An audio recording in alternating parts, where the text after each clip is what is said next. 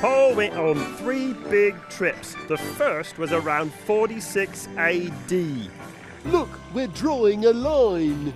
Starting in Antioch, Paul sailed to the island of Cyprus, then sailed up to Asia Minor and visited the city of Perga, another city called Antioch, Iconium, Lystra, and Derbe. Then he did the whole thing backwards. Lystra, Iconium, the other Antioch, Perga, then Attalia, then sailed all the way back to Antioch, 1,400 miles. He must have used a lot of gas. But no, he was either in a boat or walking the whole way. I bet those Roman roads came in handy. They sure did.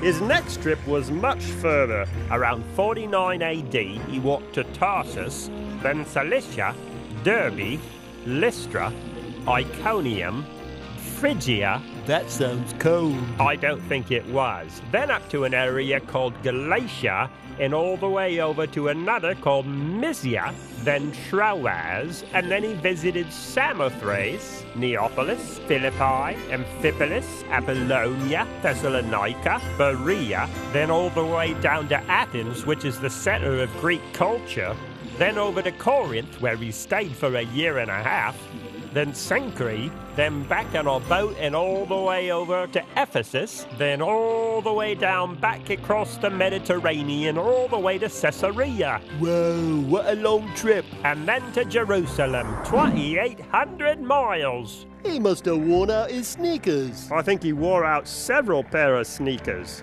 And finally, a few years later, around 52 AD, he went on his third big trip.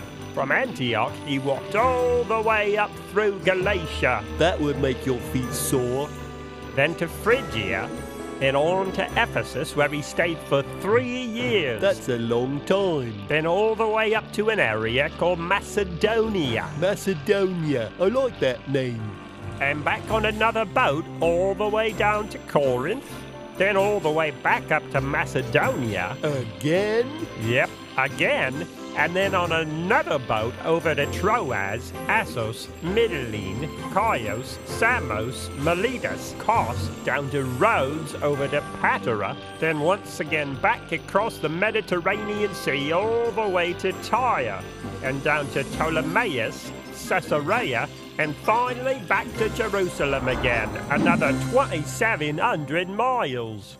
That's a lot of traveling. It sure is. It's like crossing America from one end to the other 3.5 times, and without cars or trains or planes, just his 2 feet and a boat here and there. It's pretty amazing what Paul did. And everywhere he went, he preached and taught people about Jesus. And the new Christians gathered together. They assembled together in groups in each town.